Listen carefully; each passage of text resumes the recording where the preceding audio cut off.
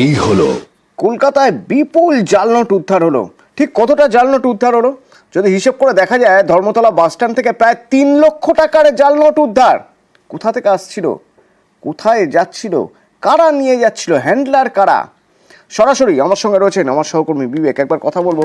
বিবেক, এই সেই জাল নোট, যে বিপুল পরিমাণে জাল নোট যা উদ্ধার হয়েছে ধর্মতলা বাস স্ট্যান্ড থেকে, কিন্তু এই জাল নোট আসছিল কোথা থেকে? হ্যালো, হ্যাঁ বিবেক, শোনা যাচ্ছে। হ্যাঁ, প্রথমটা যেটা এই মুহূর্তে দেখা যাচ্ছে যে মানোয়ার শেখ, তিনি মালদহের কালিয়াচকের বাসিন্দা। যেটা জানা যাচ্ছে মালদহের কালিয়াচকের বাসিন্দা তিনি। না, স্পষ্ট শুনতে পাচ্ছি না বিবেক, স্পষ্ট শুনতে পাচ্ছি না। এই যে জাল নোট দেখতে পাচ্ছেন আপনারা, 3 লক্ষ টাকার জাল নোট একজনই নিয়ে আসছিল, একজনকে আটক করা হয়েছে হ্যান্ডলার হিসেবে, কিন্তু কোথা থেকে নিয়ে আসছিল, কার কাছে নিয়ে যাচ্ছিল তদন্ত চলছে। উত্তরবঙ্গ থেকে একটা বাস, যে বাসে তল্লাশি চালিয়ে এই বিপুল জাল নোট উদ্ধার হয়। বিবেক রয়েছে আমার সঙ্গে সরাসরি। বিবেক, আর কি জানতে পারছি, কোথা থেকে নিয়ে আসছিলেন, যার কাছ থেকে এই জাল নোট পাওয়া গিয়েছে, কোথায় নিয়ে যাওয়ার কথা ছিল?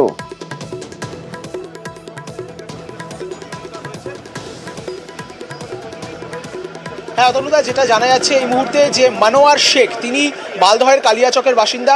শিলিগুড়ি থেকে কলকাতাগামী একটি বেসরকারি বাস, সেই বাসেই কিন্তু তিনি আজ কলকাতায় এসে পৌঁছন, ধর্মতলার এই চত্বরে এসে পৌঁছন। এবং আগে থেকেই খবর পেয়ে কলকাতা পুলিশের STF তারা কিন্তু রীতিমতো ওত পেতে অপেক্ষা করছিল তার জন্য।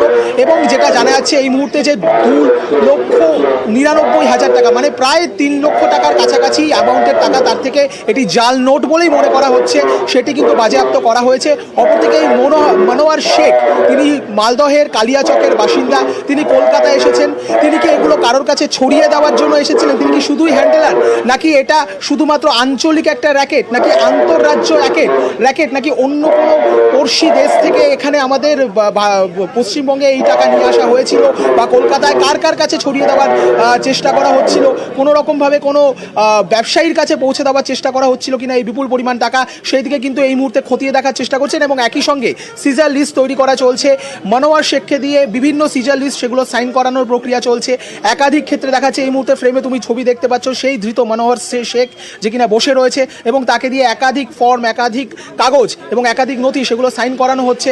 সকালবেলায়, 7 সকালে একেবারে বলা যেতে পারে, কলকাতার বুকে এতগুলো জাল নোট উদ্ধারের ঘটনা রীতিমতো চাঞ্চল্য ছড়িয়েছে। এবং এই বিপুল পরিমাণ জাল নোট সেটি কোথা থেকে এসছে, কিভাবে এসছে, সেই সংক্রান্ত বিষয়ে কিন্তু এখন মানে রীতিমতো তার মূলে গিয়ে কিভাবে এই ট্র্যাক কোথা থেকে আসছে, কিভাবে এই রুটটা আসছে, সেটা দেখার চেষ্টা করছেন তদন্তকারী অফিসাররা।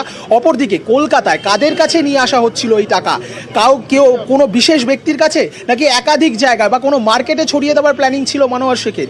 মানোয়ার শেখ নিজে কি সামান্য একজন হ্যান্ডেলার, নাকি তিনি নিজে এই ব্যাপারে একেবারে গোড়া থেকে যুক্ত, নাকি এর পিছনে আরও বড়সড় কোনো র্যাকেট কাজ করছে?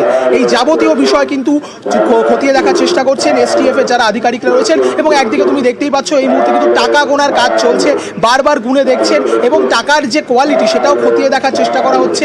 এবং এই বিপুল পরিমাণ জাল নোট, এগুলো ছাপা হয়েছে কোথায় তৈরি করা হয়েছে, তার একটা ক্লু কিন্তু খুঁজে পাওয়ার চেষ্টা করছেন STF এর যারা এই মুহূর্তে তদন্তকারী অফিসাররা রয়েছেন তারা।